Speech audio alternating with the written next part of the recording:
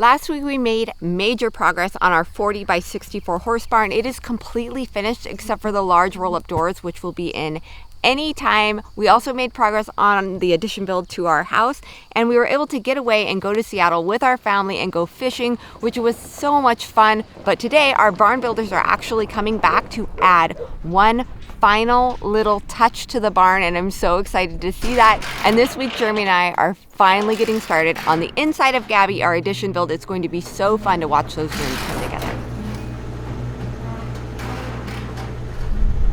The guys are here and they have brought the cupolas. We are installing two 4x4 cupolas on the horse barn. They've got windows in them. I think they're really cute. They definitely make it look like a barn. It's the way that I had it pictured, and so it's really exciting to see those here. We actually just decided that we were going to do two cupolas on top of the barn because initially it was going to be one on the barn, one on the shop.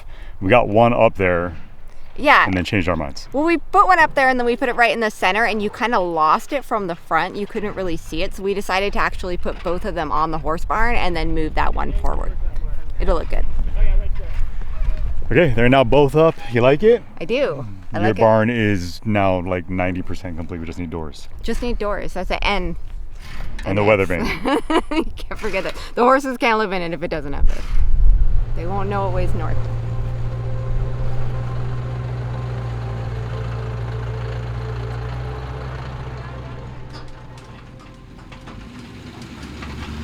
Well, it was a very, very busy 2 weeks, productive 2 weeks, but the barn is now finally complete, with the exception of the doors. Yeah, and the guys are off, and it's actually really sad to see them go because it was fun to have them here, and they made such massive progress every day that for the last 2 weeks, we just got to watch this barn come together. So that was really exciting. We do still have a lot of work to do before the horses can actually use the barn. We have to build out their 2 stalls and the tack room, and the lumber luckily arrived for that today, and we also have to move their fencing. I'm just glad it's the horses moving into the barn this time, not us like last time. Yeah.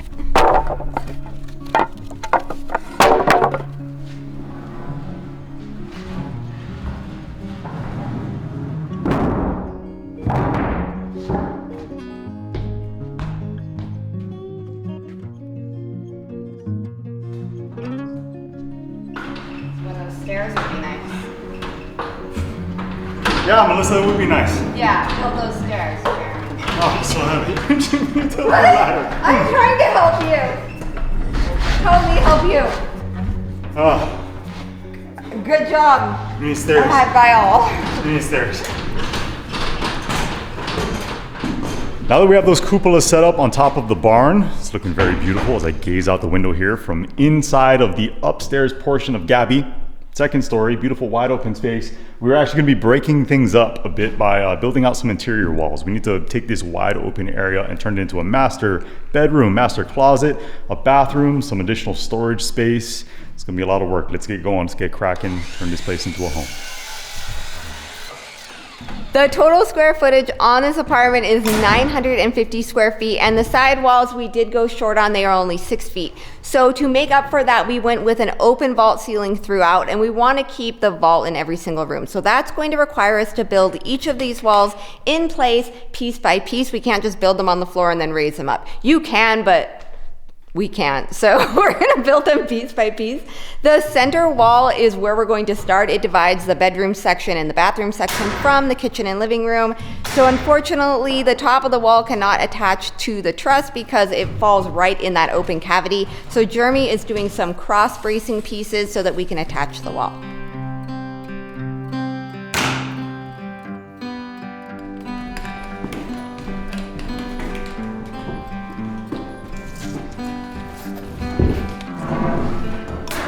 So today has been a lot of figuring out and changing things, because we like to change things. So we are standing in what will become the master bedroom, or the one and only bedroom here. The bed is going to be between the 2 windows, and then on this side it's going to be a walk-in closet. So that doesn't leave any room for any kind of a dresser. So my plan was to put the dresser along the back wall, because that way when you're laying in bed, you can put a TV up there, and I don't know, I like to watch Dateline at night. I just assume people want a TV. So originally that's where we were going to put the door that leads into the bathroom. So that would leave no space at all for a dresser in this room. So the door to the bedroom is going to be here, and the door to the bathroom is going to be here. So literally to go to the bathroom, you just have to like step outside the door and then step inside this door, and now you're in the bathroom. It doesn't seem necessary to walk in this door and then be in the bathroom. It's the same amount of steps. You're not going to get in any more steps if you just have direct access. I love how you acted out. It's gonna be fine. It's gonna be fine. So really, to go to the bathroom in the middle of the night, you have to take like 4 steps instead of 2 steps, but it eliminates a whole lot of problems, and it eliminates 3 doors swinging in different directions in one corner. So no direct access. That's it. That's a very simple way of saying that there's not gonna be direct access. I am a woman of few words.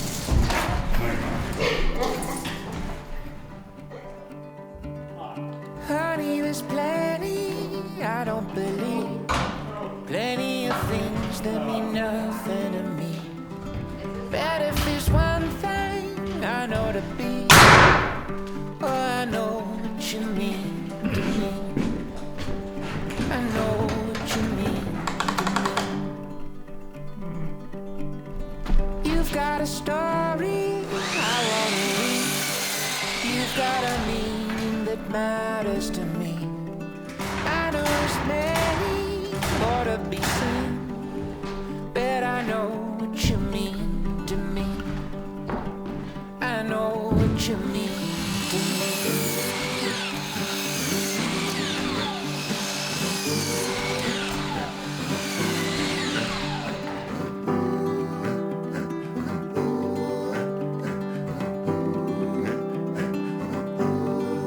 Yes, I know.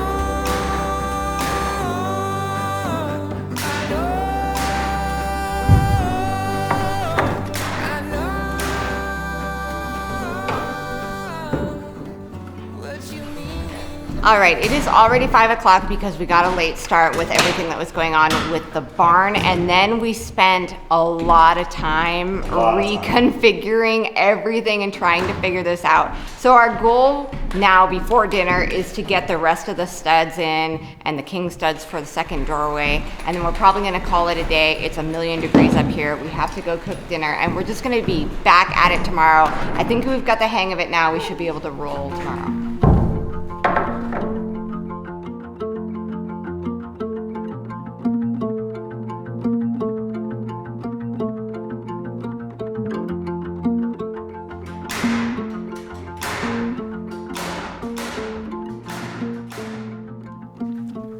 All right, ladies and gentlemen, let's see what we got. Haters. Ooh, nice ones.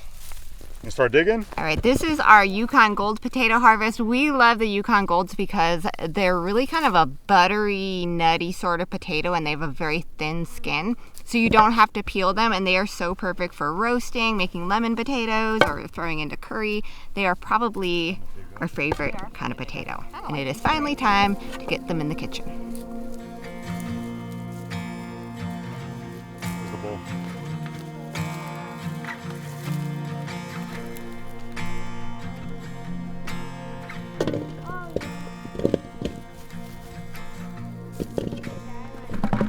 It's so nice to see this potato harvest occurring here. We put new soil in these beds. You guys saw that along with our seed potatoes. When the plants came up, they did really well. Some of the potatoes that we're harvesting here today actually came to the surface. And since the plants died off, we decided rather than remounding some soil up on top of the potatoes that we could see, we just left them in there to do their thing. So with this new soil, it's so nice to see that things worked out successfully. Always a good feeling to get your hands dirty and pull up a bunch of fresh new potatoes from the ground. That was a big one. All the potatoes on The this big ones. corner. It's not a bad haul. What do you think? We get them all? I think, well, probably not all of them, but I think we got most of them. Probably not all of them. They look really good though. You want to cook some up? Yeah.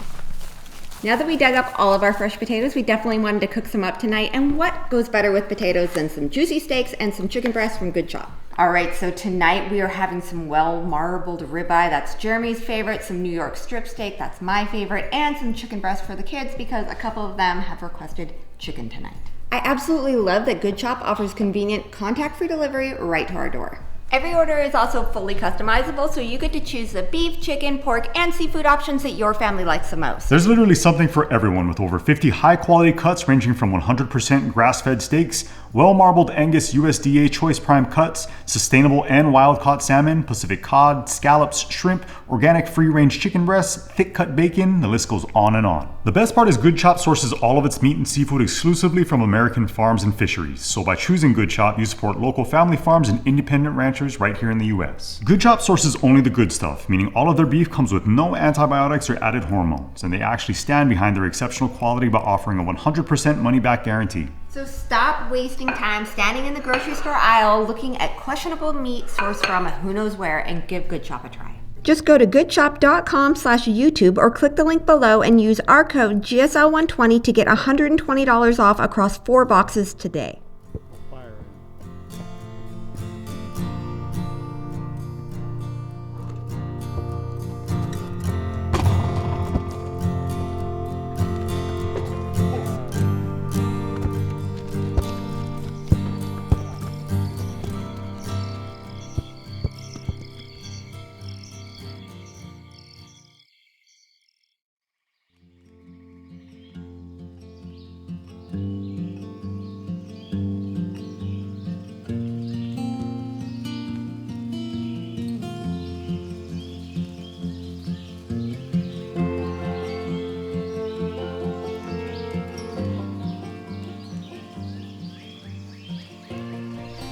All right, this morning and last night was very windy and rainy, but the weather is starting to clear up, so Jeremy and I are about to get to work. But I took the opportunity this morning, since we did have such cruddy weather, to get our homeschool year organized because we are starting school on Monday, which means we just have a few free days left of the summertime. It went super fast, but I'm really excited about this year, and I do get so many questions about how we homeschool. So before I was a homeschooler, I have been homeschooling now for 13 years. I was a public school teacher. I taught kinder, I taught 2nd grade, a little bit of special ed, and 2 years of high school. So weird combination that's been pretty helpful, but it is not required to be a homeschool parent.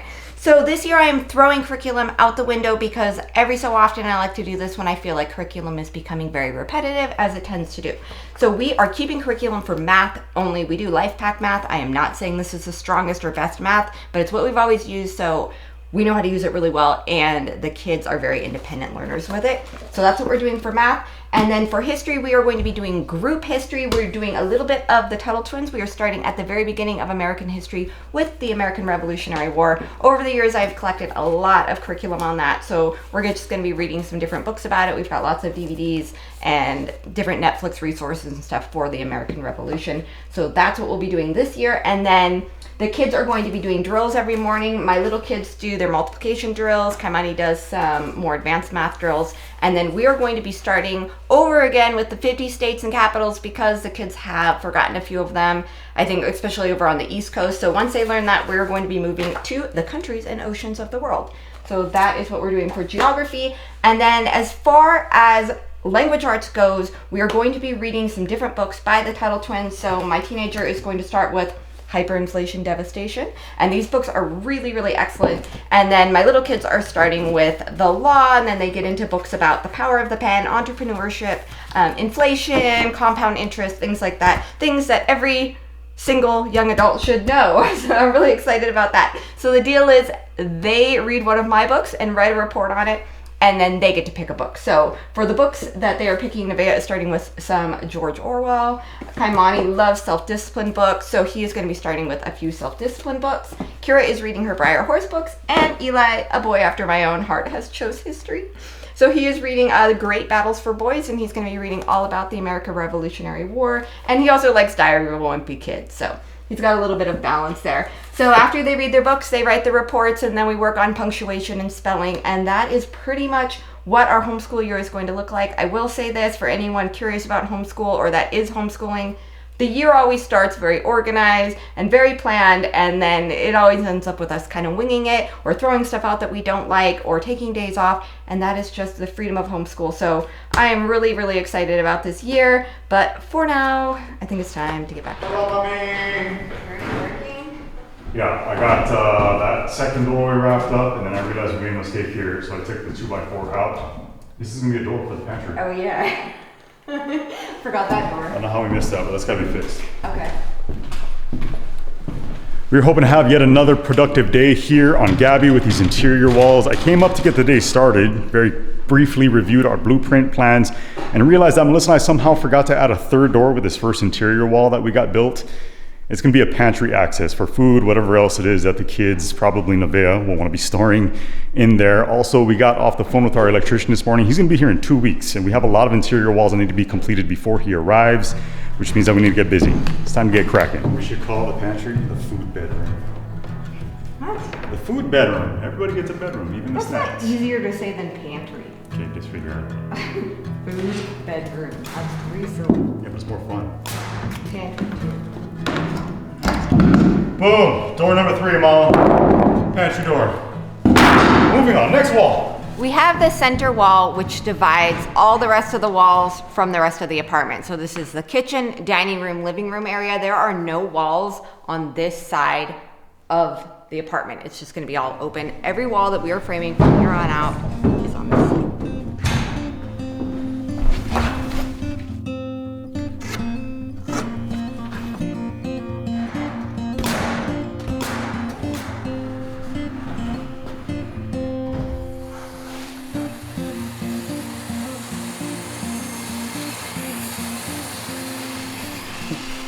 So we just got done ripping down this 2x4. This is gonna be the top plate for that second wall. And since we are attaching this to a vaulted ceiling, we have to rip off a corner at a proper angle so that once it is secured to those trusses, we have a plumb surface to work with so that when time comes to drywall, we can stick that up there and everything is working out exactly as it should. We won't have some crazy point sticking out.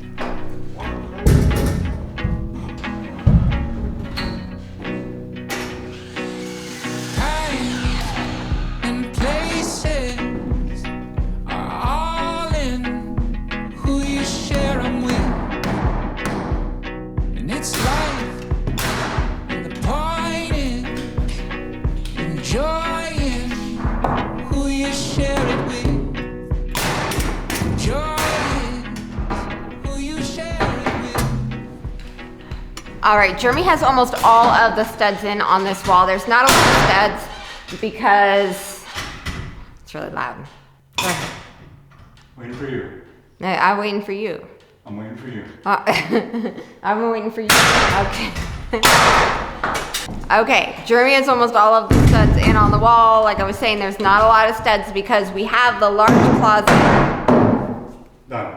Promise. No more. Because we have the large closet for the laundry room and then also the entry door. So we're just gonna grind as long as we possibly can today to complete this wall because tomorrow is the last 90-degree day of the year, and since school is starting in a couple days, we are going to surprise the kids with a fun day. One last little hurrah before the summer is over. So, back to work.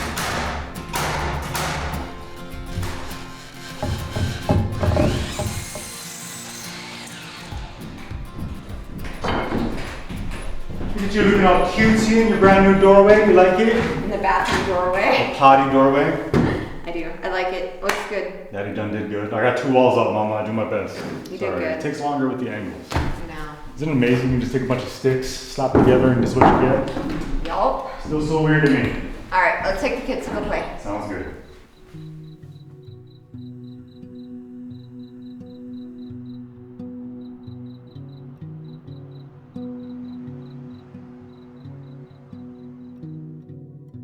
It turned out that it was the last 90-degree day of the year, and so we lived it up with the kids. This has been a really busy summer, and behind every single one of these projects are our children, along for the ride. They do help us out around the homestead and they play hard at home, but these family fun days, they wait so patiently for, and they always end up being the very best days of the year.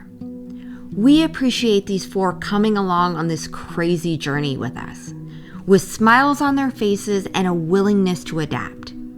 The craziest part is no matter how hot or cold or cramped that it got, they never complained. Not about the lack of power or running water or the fact that they had no flushing toilet for almost 3 years. They just embraced it all, and we are so thankful for them. I think it's important that no matter how much we might say it, to take time to actually show those who make a difference in our lives that we appreciate them. We appreciate them for cheering us on and for just being there with a smile on their face.